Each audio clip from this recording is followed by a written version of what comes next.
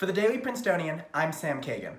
Today I'm joined by Dr. Cornel West, a leading American philosopher, political activist, public intellectual, and the author of Race Matters. I'd like to begin by just sort of looking at the nation broadly. You know, obviously things are in a state of tumult, in a state of disarray from a perspective of race that feels unique and special. And I wanted to get your thoughts on why it feels unique and special. Why is it that the death of George Floyd was more incendiary than, say, Freddie Gray or Eric Garner? Why is this happening now?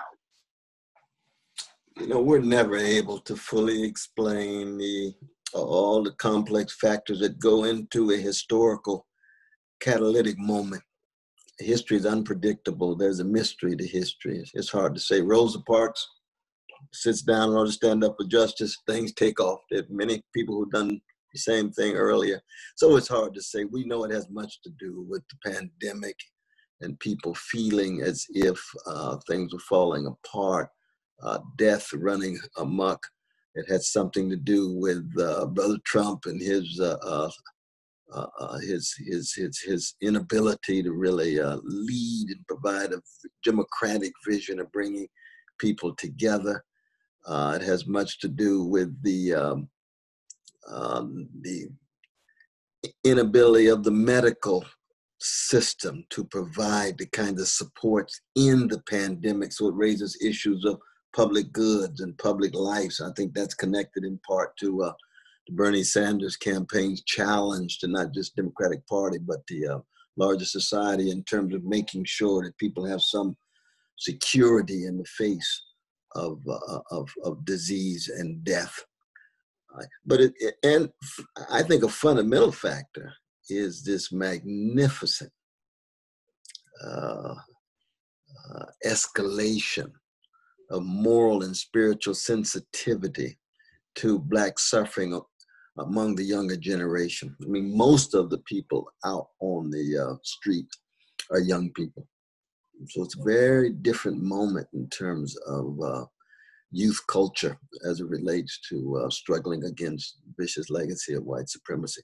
But all of those are just factors. It doesn't fully account for how do you these things just explode domestically and now globally.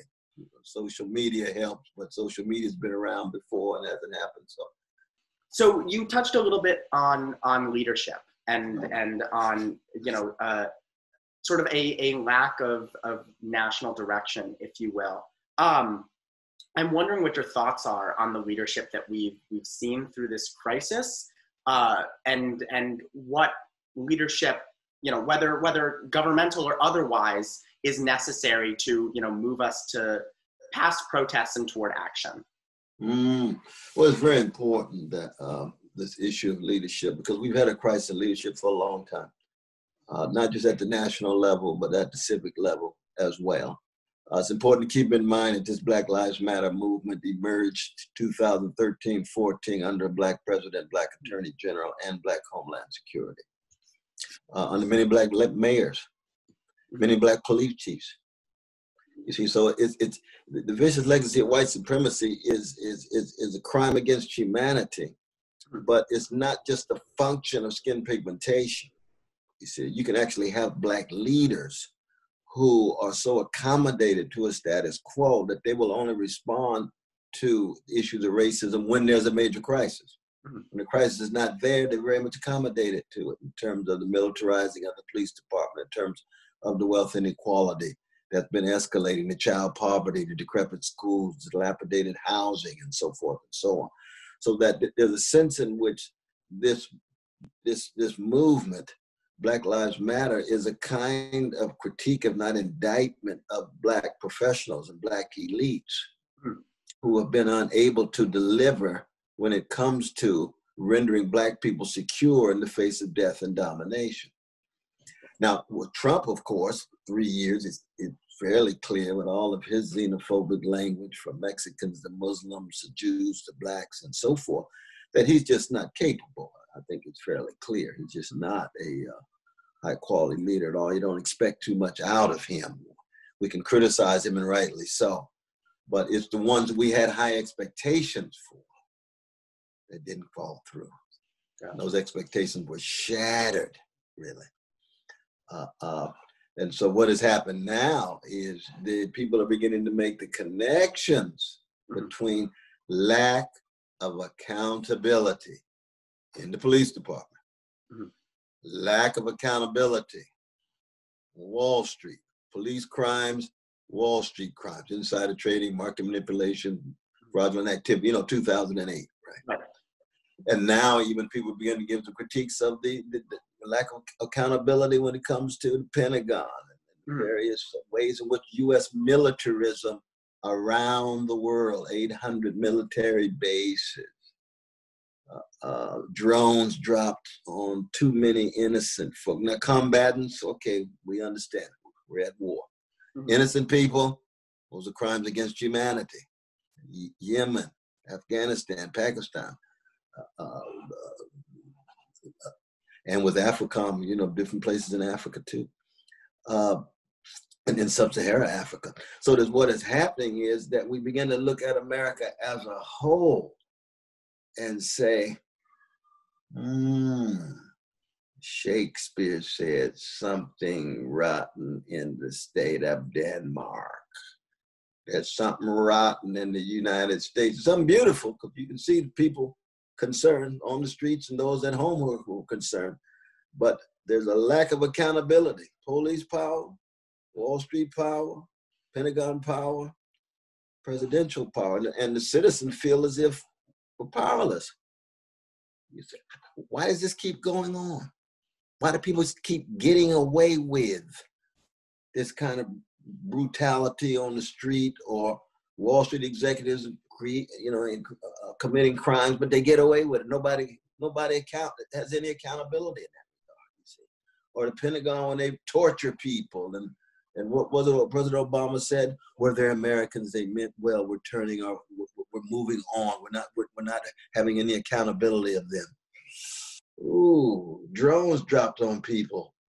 Innocent, no public discourse. You see, accountability sits at the center of something precious called democracies. Once they become empty, the rage spills over in a number of different ways. But the catalyst certainly is Brother George Floyd. No doubt about that. Gotcha. I'm hoping you could expand on that a little bit more. I feel as though, from what I've observed, a lot of the protests have centered on questions of police reform and racial justice in the United States. But it would seem as though you believe it expands beyond that. I know in the past you've talked about the connection between anti-Black racism and the development of capitalism in the United States. I'm hoping you could sort of speak to what you believe the undercurrents of current racial tensions are. Well, first let me just begin as a Christian, that all of us have fears, insecurities, and anxieties in the face of death that become manifest in sinful ways, and becomes manifest by thinking we're better than others, whatever form it takes. It could be, against Black people, indigenous people, it could be against Jews, it could be against Arabs, it could be against Muslims, and it goes both ways. The people thinking they're better than each other. So that then you get a sense of support, a sense of superiority, then linked to greed. We all have that capacity, and contempt. Then you create whole systems, so that historically, it's true that white supremacy did sit at the center of a predatory capitalist civilization that was selling people as commodities for 244 years and almost 100 years under the U.S. Constitution. See, we don't like to think of the U.S. Constitution as a pro-slavery institution or document. In practice, we know the words are against it. But if in practice for almost 100 years, you've got pro-slavery policies in the name of the U.S. government, legalized by the U.S. Constitution, then you're going to have a problem. You're going to have some chickens coming home to roost. You're going to have a civil war over an institution not even mentioned in your Constitution, because there's denial of it, silence, evasion, avoidance. And I think people ought to really, we all ought to be very thankful that Black people, after being terrorized 400 years, did not produce Black versions of the Ku Klux Klan. Gotcha. Because oftentimes people who are terrorized create these counter-terrorist tactics that mirror how they terrorize. You see? So after being terrorized all those years, here goes Frederick Douglass, he wants liberty for everybody. He doesn't want to terrorize other white folk. Or similarly so in terms of hatred, you know, the way you're so hated, you're lynched, you're degraded, you're spit on. And there's, you know, Martin Luther King Jr. saying, well, I want to love everybody. We see that's a strong, strong tradition that has to do with looking at the greed in us, the hatred in us, the corruption in us, and wanting better for us and everybody. That's a spiritual and a moral issue. And I don't want to lose sight of that, because there would be no U.S. democracy today if Black folk had just responded in a terroristic way after being terrorized, or in a hateful way after being hated, you see. Gotcha. On that question of violence, you recently completed an interview with Chris Wallace, Fox News, and you said roughly looting is wrong, but legalized looting is wrong too, presumably alluding to capitalist systems in the United States. So on that notion of terror and violence in the face of terroristic and violent racism, what are your thoughts of completing that in the name of justice? What are your thoughts on these protests, the large majority of which have been peaceful, but some of which have turned very violent and ugly? Well, I mean, we just have to take a moral stand that the harming or the killing of any innocent life is wrong, period, no matter what the situation is. And the violation of people's property is wrong. Now, I don't put that on the same status as the harming, killing of a person, but the violation of people's property is wrong too. But the question then becomes, how do we remain morally consistent? You see, because there are ways in which, if I come from a people where by law I was enslaved, by law I was Jim Crow, then I ought to be Socratic about the law. I ought to have a deep suspicion sometimes about what the law is doing. Is the law grounded in any kind of moral sensibility? That's the question. And so when I talk about looting, anybody who, you know, breaking into people's businesses and so forth, that's wrong. There's no doubt about that. But when it's legalized, and remember when I talk about capitalist economy, you know, I'm not talking about small businessmen and women. See, I'm talking about huge monopolies and oligopolies. Mm-hmm. You see, I embrace entrepreneurial activity. I embrace small-scale capitalist businesses. They tend to be much more competitive, much more mindful of what Adam Smith had in mind. But when you're talking about capitalism in the last 100 years or so, you're talking about huge corporations, huge financial enterprises that have a monopoly on the market. Mm-hmm. Therefore, it's hard to get accountability for them. That's why it was hard to send those bankers to jail. They're too big to fail. Well, if they're too big to fail, does that mean we have no mechanism of accountability in terms of them taking responsibility? Well, if that's the case, then there's no citizens' control at all of regulation. So it's not a kind of trashing of capitalism per se. It's a trashing of the greed and the corruption in the capitalist order. And that's where the moral and spiritual criteria come in. Probing a little bit further into that, corporate America has been relatively vocal about this in a way, that they haven't about Black Lives Matter before. You're seeing, Barbie released a statement, Ben and Jerry's released a statement. Ben and Jerry is a little different though, because they with Brother Bernie, they've been very progressive in terms of social responsibility.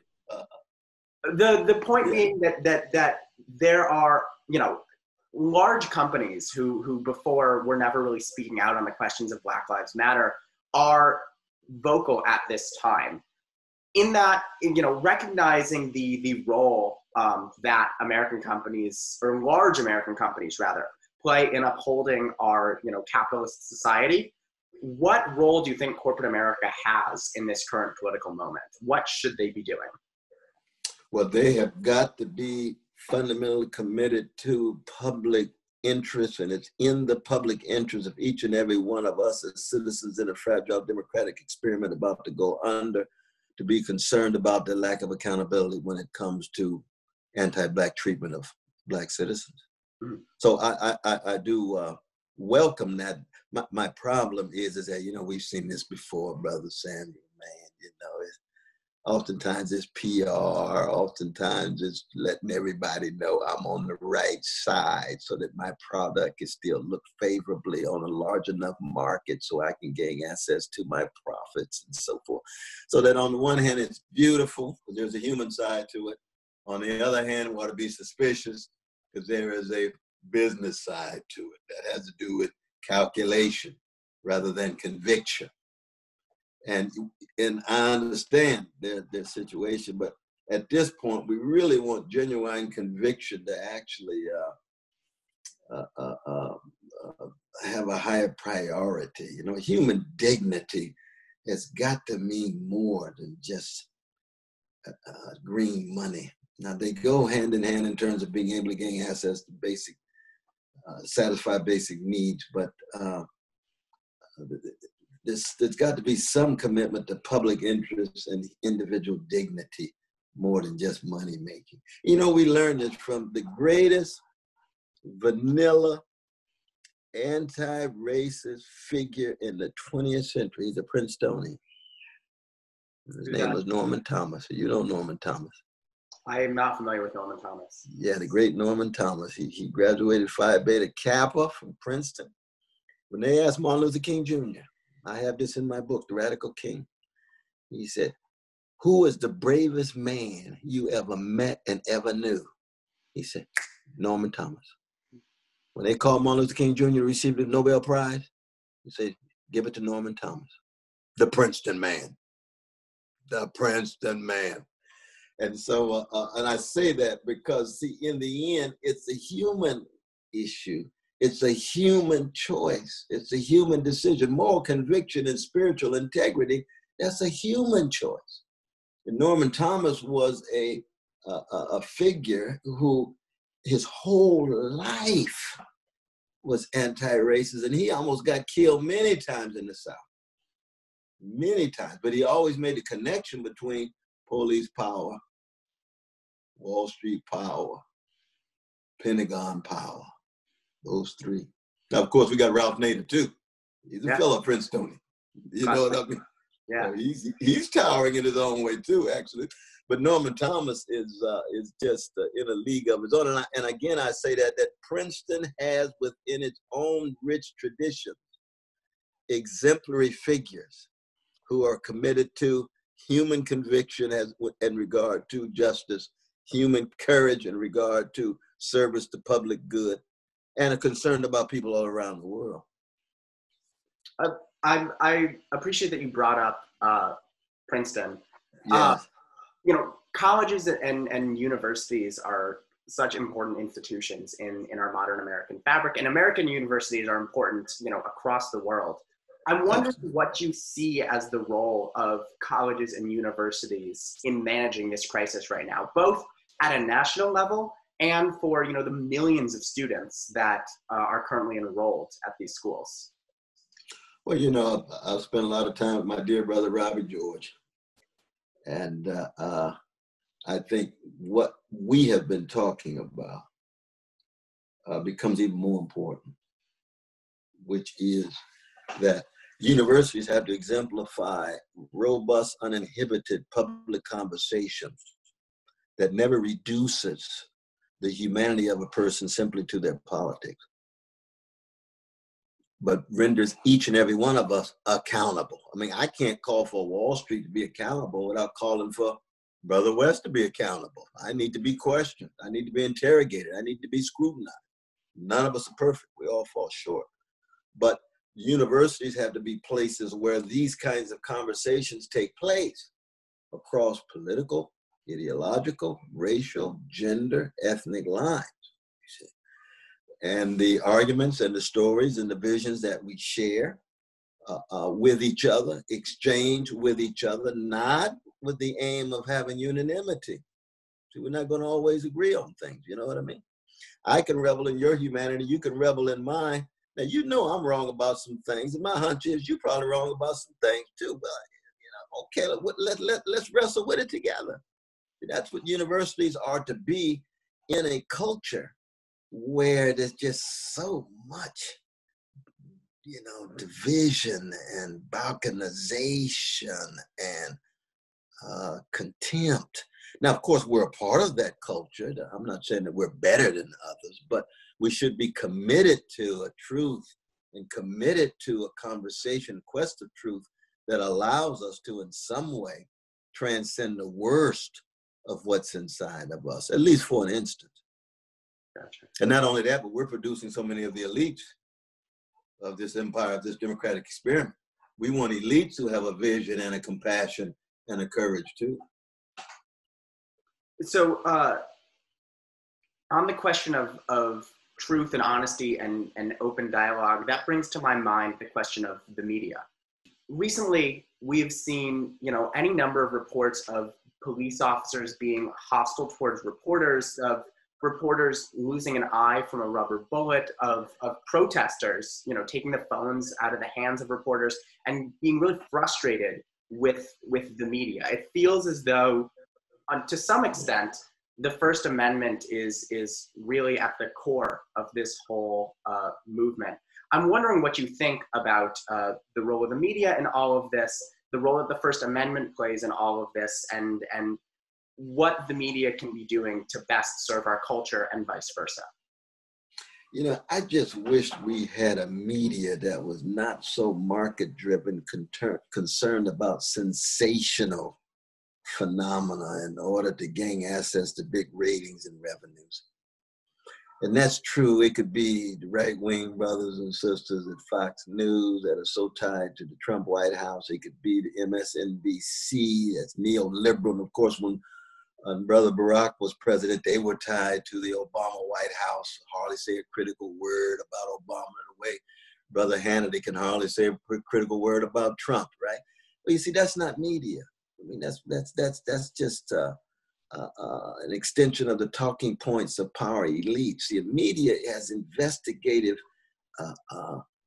sensibilities that's raising critical questions across the board. And they ought to be raising questions about the very assumptions that are hidden in both Fox and MSNBC. Because even though they seem to be at each other's throat, they hate each other and they're parasitic on each other, and both of them making big money. See, to divide. Mm-hmm.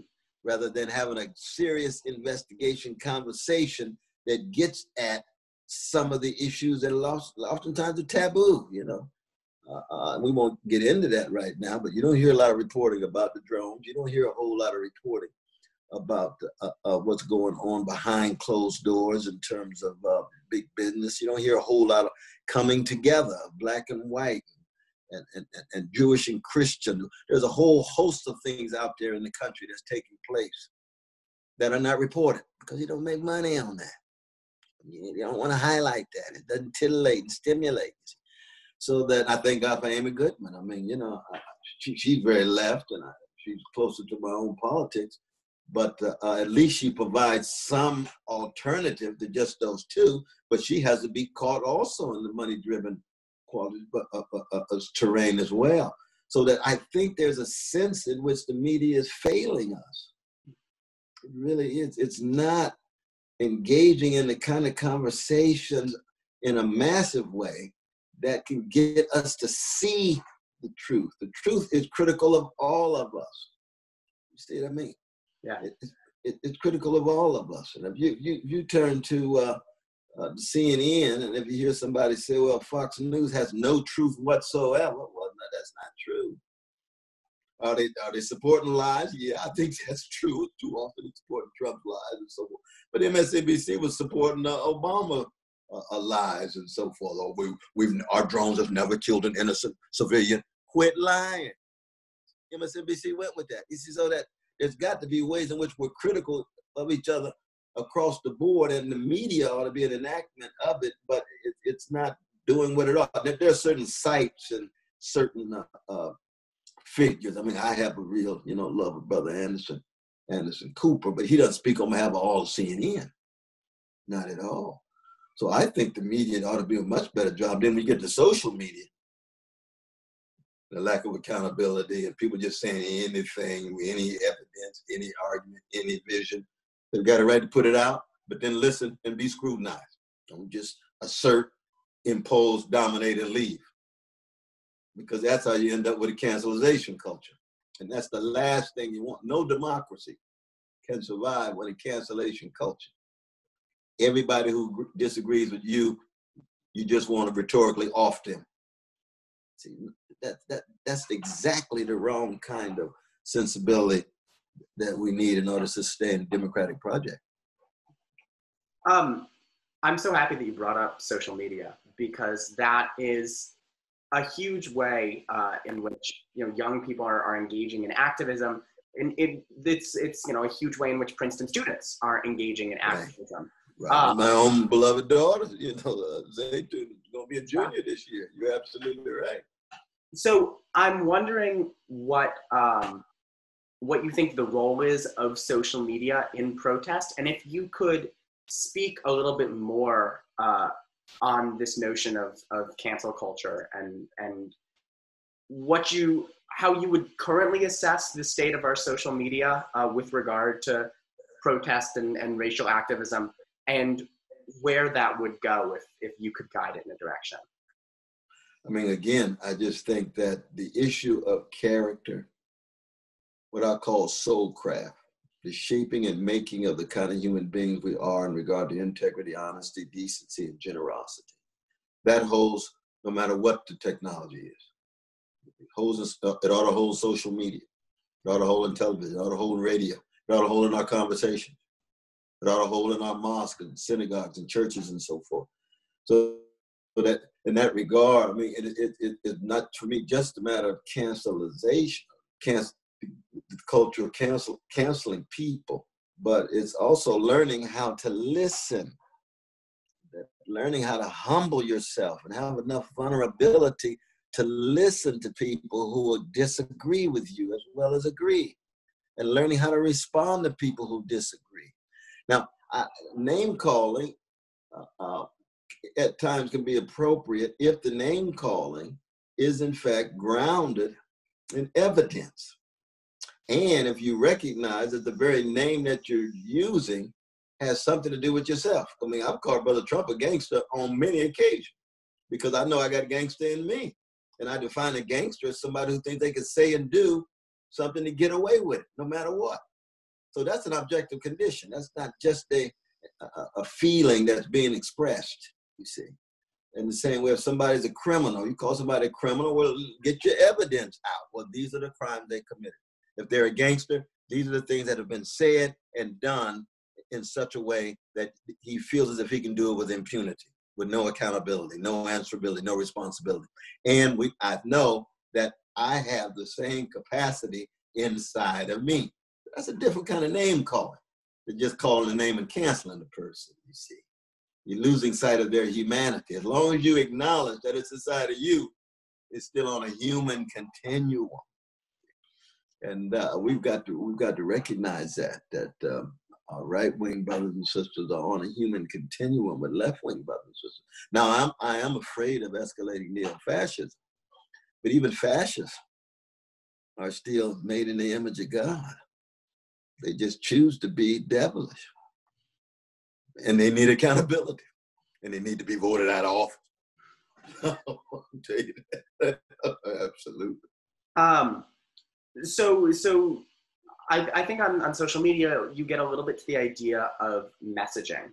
And I'm wondering what you think of the messaging of protesters and of the Black Lives Matter movement, specifically with regard to terms like defund the police, abolish the police, things that seem, terms that have become a part of our national vernacular very recently and in a really prominent way, and things that, you know, might be difficult for others to understand. What is the best way for BLM to signal appropriately, and are they achieving that? Yeah, I mean, for me, as I was saying, I just think at the center of all of this has to do with the substantive accountability, so that whatever signs people have, and of course, you have no control of the signs people bring. You know, some people say "F the police." Well, you know, settle down now, man. You know, you got. You're going to need the police maybe in 2 days when you have a heart attack, and you ain't going to be effing the police when they're going to come get you. So, I mean, you got to be honest about this. But what they're just so upset, and it's full of so much rage and fury that it spills over into that kind of language. There's no doubt about that.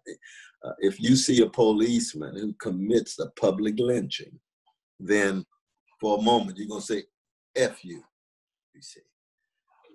As a Christian, that's not my language. I don't believe in that kind of language, but I understand it. People say defund the police. What do you mean by defund? Or you mean transfer funds from here to investment in the community? Do you mean civilian oversight of the police? Okay, well, because defunding is a dangerous thing. There's a lot of very, very conservative economists and others who do want to defund a whole lot of these programs in the name of austerity. Well, I don't think that most of the people marching want to support austerity policies. We've been through that under neoliberalism in the 90s and under the early years of Obama. There was this concern about the deficit. We've got to cut. Oh, let's cut the police.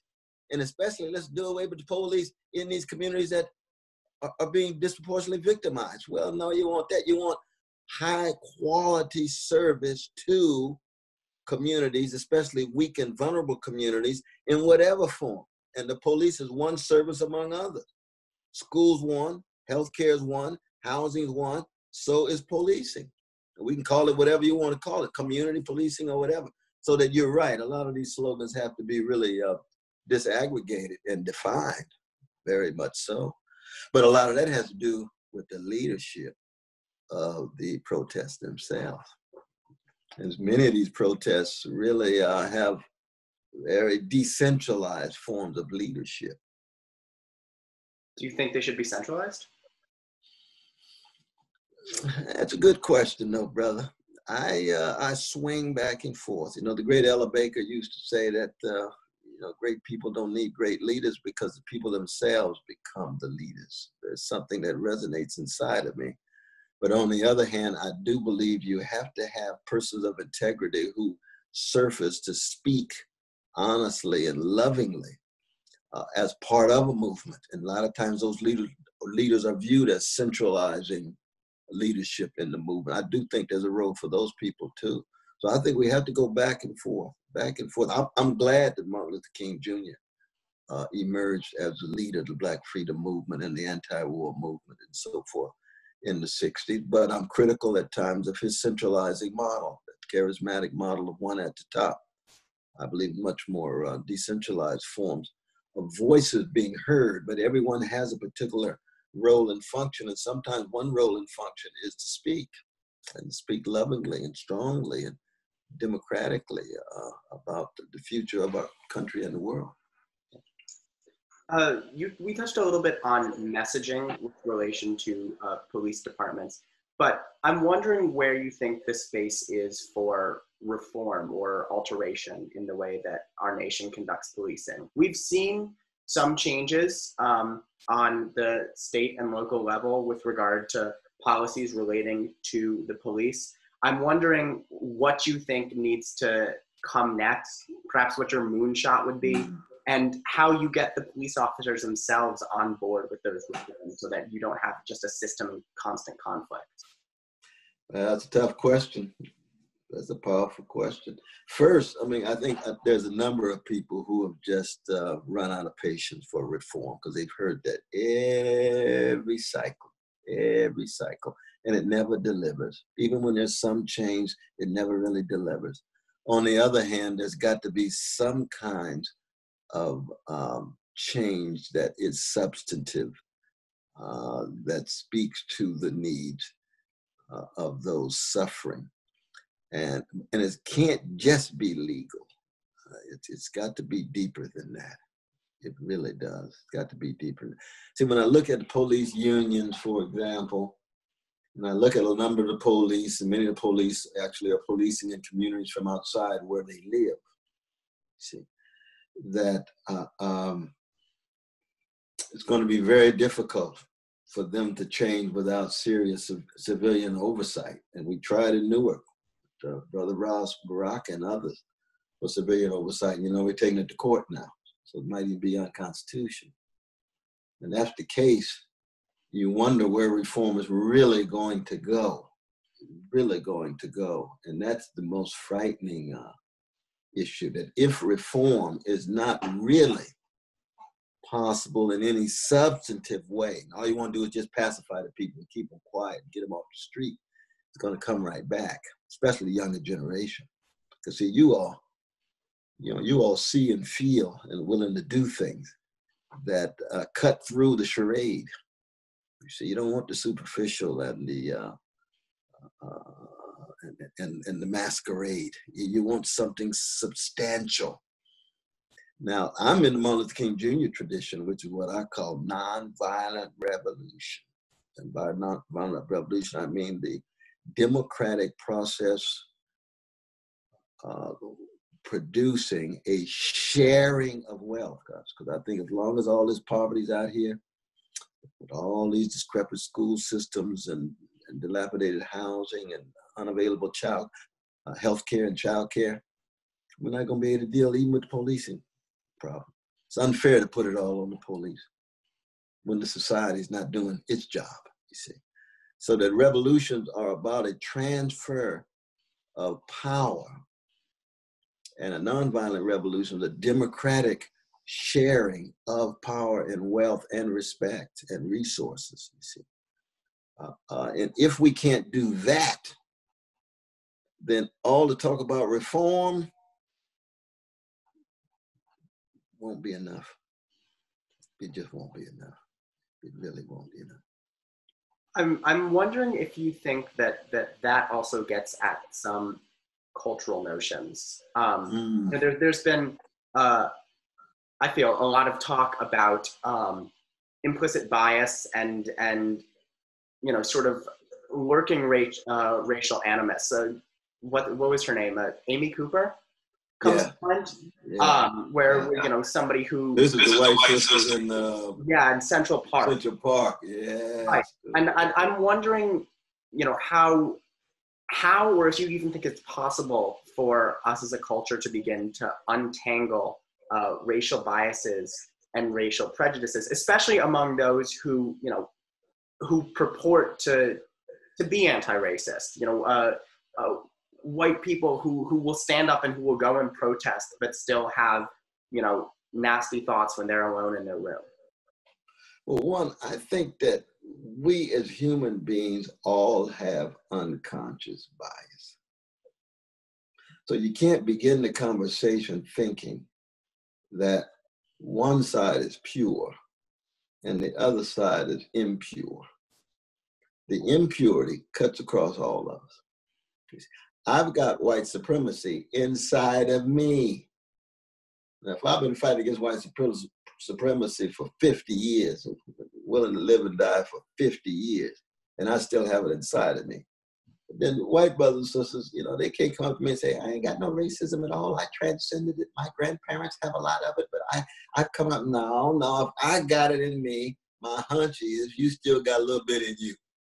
So it's not a question of being pure. It's a question of the quality of our efforts, individually and together, to push it back and render it accountable. You see, I got male supremacy inside of me. I grew up in a patriarchal culture. You know what I mean? I've got certain biases against Arabs and Muslims and Jews. I mean, I'm a Christian. I've been shaped by A Christian tradition has been shot through the hatred of Jewish brothers and sisters. So how is that all of a sudden it's going to skip over me? I've got to conquer it every day against Muslims and so forth. So that's how you begin the conversation and say, okay, now we've got these unconscious biases, and it often targets Black folk, given the thickness and the viciousness of legacy white supremacy. But there's white supremacy in Black people too. That's why the Black police have to be under the same accountability as the white police. You got Black police killing Black people. You got Black police who could be racist toward Black people in terms of putting them down and so forth and so on. You know what I mean? So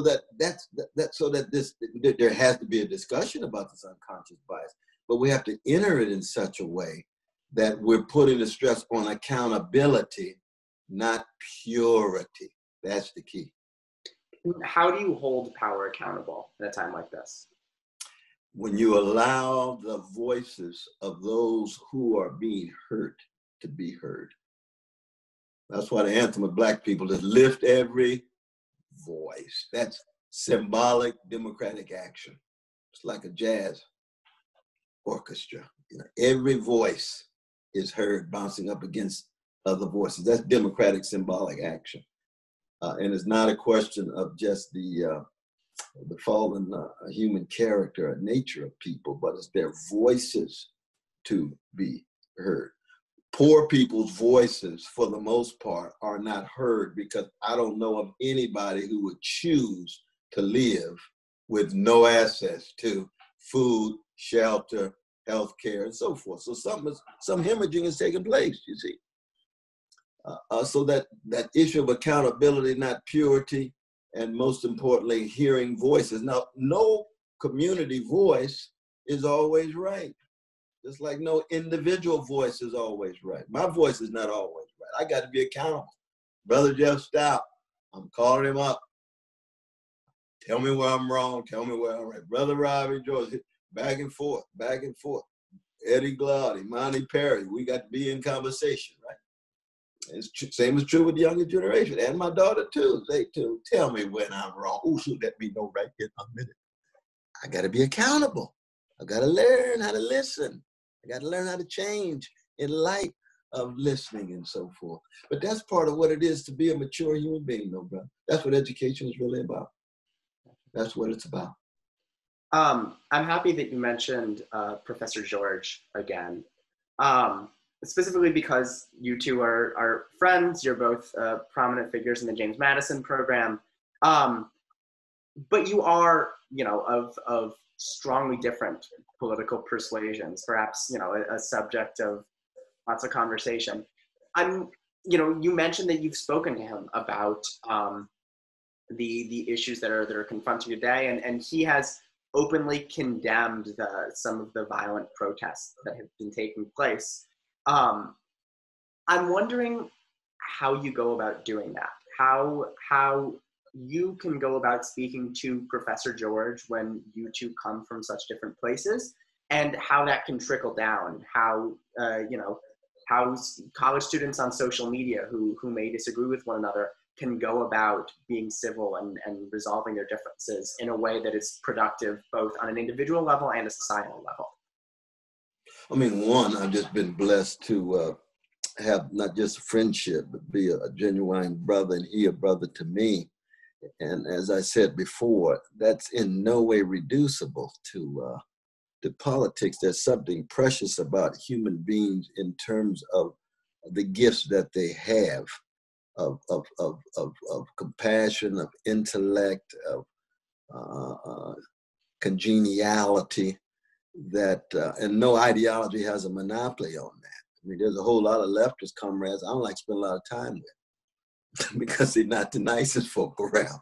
They just have analysis that I might agree with, right? So that in that regard, I think Brother Robbie and I do have the kind of brotherhood and friendship that is it's unconditional, and so it's not really a question of agreeing on X or Y. We do have intense dialogues about these things. And a lot of times, I mean, he is anti-racist, let's be honest about it. He's certainly anti-racist, no doubt about that. But I've had relations with folk who are xenophobic and racist too. I just put a lot of pressure on them and so forth. But they're not members of the Klan, but I mean, they got certain kind of racist sensibilities and what have you that one has to call into question. You know, I've had friends with people who are who are too sexist, and I have to continually put pressure on them because they've got these sexist sensibilities. They've got some other qualities that are wonderful. They've got this one that is ugly. And it could reach a point where it could break a friendship, but I just don't think friendships ought to be measured based on a political criteria. If that were the case, I don't even see how families could survive. Because Thanksgiving dinner, when you invite your family over, especially the larger family, you've got some folk you love sitting around that table who you know are wrong as they can be politically and ideologically in your view, and they think you're wrong. But you're still family. You're still willing to sacrifice. You're still loving and so on. I think friendships are like that too. But Brother Robbie and I have not had a sustained, long discussion about the uprising and rebellion. So, and I look forward to it, though, definitely. Mm-hmm. You touched a little bit on the question of gender. And before you mentioned, internalized sexism and growing up in a patriarchal society. Absolutely. I'm wondering how you think that factors in to all of this. The conversation surrounding protests today is, again, it's about race, it's about policing, perhaps it's even a little bit about economics, but it feels as though gender is in the back seat right now. Do you think that needs to change? And if so, how does one go about changing it? What are the conversations that need to be had? Well, again, it's a matter of the voices. I mean, I was glad to see Brother Michael Moore and I've got this new podcast called The Tightrope with Tricia Rose, a professor at Brown.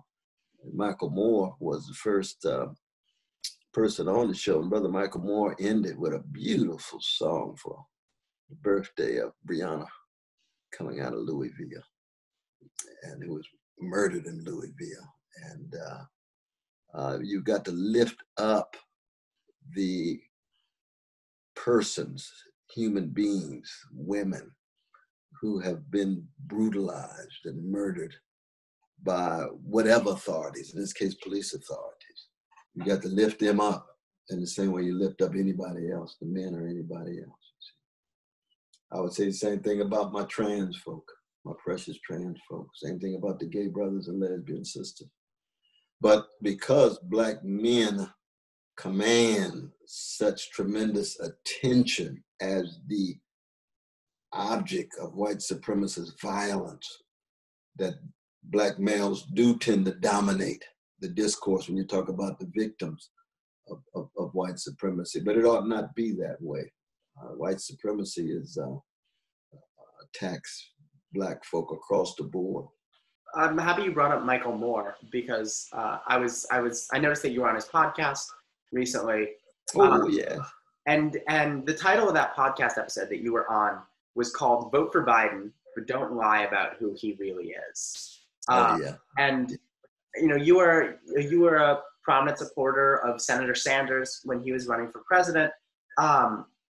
And I'm wondering if you could speak a little bit to where your support for Joe Biden comes from, especially in light of the fact that there is serious talk among far left individuals in our country who are frustrated with Joe Biden and who might not be Trump people, but just can't be bothered to go down to the polling place or don't want to vote for Joe Biden. What do you say to those who are frustrated that Bernie's out and that the time is now for Biden? Well, for me, there's two different registers. The first one is to tell the truth about any candidate. And the second one is to make a choice in terms of practical electoral politics. And that shifts every 4 years. It shifts every 4 years, see what the options are. And there's no doubt in my mind that Biden is much better than Trump. I call Trump a neo-fascist catastrophe, and it could pull the rug from under American democracy as a whole. I call Brother Biden a neoliberal disaster. So he can keep the foundation in place, but he's too tied to Wall Street, too tied to Pentagon militarism and so forth. So that the vote for Biden for me is very important, especially in swing states, very important. But you got to tell the truth about it. And I'm not going to lie and say he's some great progressive when he was the architect, one of the architects of what became the largest prison system in the world, targeting poor and black and brown people. Same would be true in terms of the war in Iraq. 500,000 precious Iraqi dead. Their lives are precious just like ours. You see, and he's still bragging about it just a few years ago, you see. So there's a number of things about the Wall Street greed that he helped unleash with the repeal of the Glass-Steagall Act. You see, those are things that have to be noted and acknowledged. It's just that given the narrow options here, and given the nature of Trump's rule, that I argue for, vote for. I don't even view it as an endorsement, really. It's really a vote for. Now, I have great love for my Green Party brothers and sisters. Brother Howard, he's running of the new party of Brother Nick, the People's Party. I just don't see a credible candidate at the moment, and I don't see any real possibility of creating a left oppositional culture.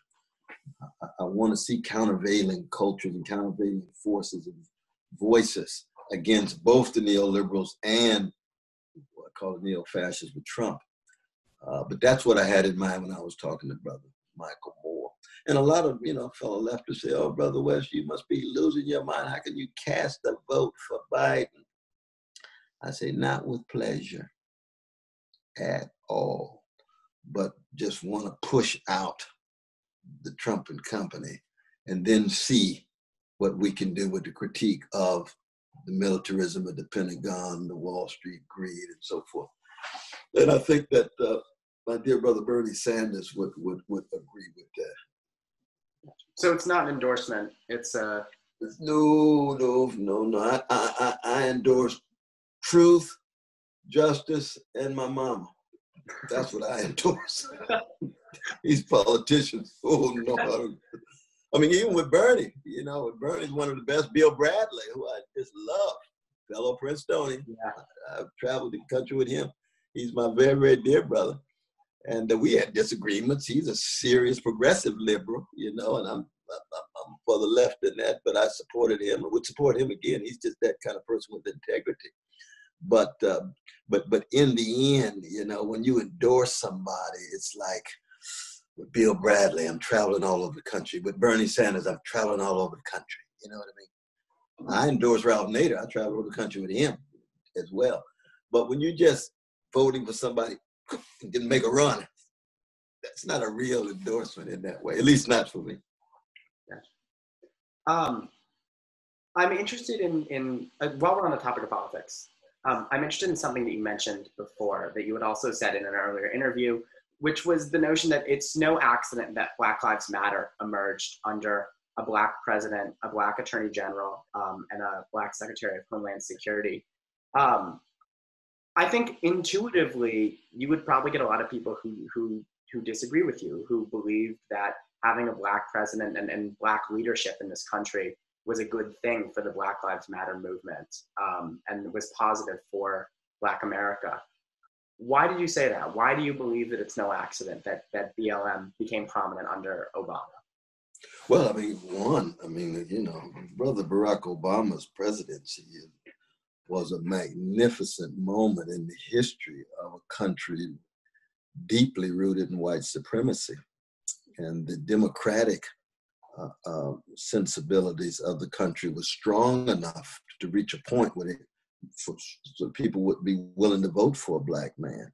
And so symbolically, that can never, ever be taken away from Brother Barack Obama. And I was a supporter, I was a critical supporter. Traveled all over the country with him. That was an endorsement. That wasn't just, but symbols are different than substance. Symbols are different than substance. Symbols matter. There's no doubt about that. Substance matters too. And after 4 years, 5 years, you see, it was 2014 it was founded. See, it came in 2008. We'll give him a chance. See whether he can stop this police brutality. See whether he can stop these police murders. And when I went down to Ferguson, when I went down to Baltimore, it was just a massive chorus, right? They didn't deliver. Now, it was not just President Obama, but it was Eric Holder, Loretta Lynn, it was Jay Johnson, and so forth. It was a whole Democratic Party, it was a whole Obama administration that didn't come through. Does that mean they didn't do anything at all? No, they did do some things, absolutely, but it was not enough. It was heavy on symbol, some substance, not enough. What the people were looking for was real substance, not there. And that becomes a matter of politics and ideology. Can neoliberal politics of politicians of whatever color really deliver in the face of what Martin Luther King Jr. was concerned about? Poverty, racism, materialism, and militarism. That's the 4 criteria Martin Luther King said. That's my criteria. Because Martin Luther King Jr., that's my kind of brother. He sets the standard. Stock market doesn't, New York Times doesn't set the standard, Washington Post doesn't set the standard, all these prizes and titles, they don't set the standard. The standard comes from inside of the tradition. That's the key. And so I think all of these Black politicians, but it's not just Black politicians, Black professionals, Black professors, Black doctors, Black lawyers, Black businessmen and women. You see, are you attempting to generate the substance and not just view your symbolic representation as itself the main source of measurement of progress? Because a lot of Black folk who are highly successful, they think their mere success is in and of itself enough. You say, no, what are you gonna do with your success? A lot of hip hop artists like that. You know, big hip hop artists wearing all their gold and so forth, and want to show up. Just by showing up, figure we ought to be somehow acknowledging them because they are successful. No, there's been a whole lot of Black artists who are tremendously brilliant and so forth, who were successful, were not successful. What are you doing with your success? That's what John Coltrane, that's what Curtis Mayfield, that's what Aretha Franklin. They've used their genius and talent for something bigger than them. So when you talk about police, I think you inherently get at questions of privilege and ability. And, you know, as the Daily Princetonian, we acknowledge that, you know, the majority of our leadership are Princeton students, many of whom have, yes, you know, very serious amounts of privilege, be they economic, certainly educational. I'm wondering what commitments you feel that people of privilege, be they college students, national leaders, police officers, professors, whomever, what commitments on a personal level they can make to seek change on a long-term basis? I just think they have to decide to be the kind of human beings that care enough and have enough concern that they're willing to fight for justice, no matter what. And even, you know, we use that word privilege a lot, though. I mean, you know, in order to get into Princeton, you have to work hard. I don't know of anybody who got into Princeton, and I've taught now for almost 44 years, mainly at Princeton and Yale and Harvard, who didn't have to work hard. They could be from the ruling class, middle class, working class, or poor underclass.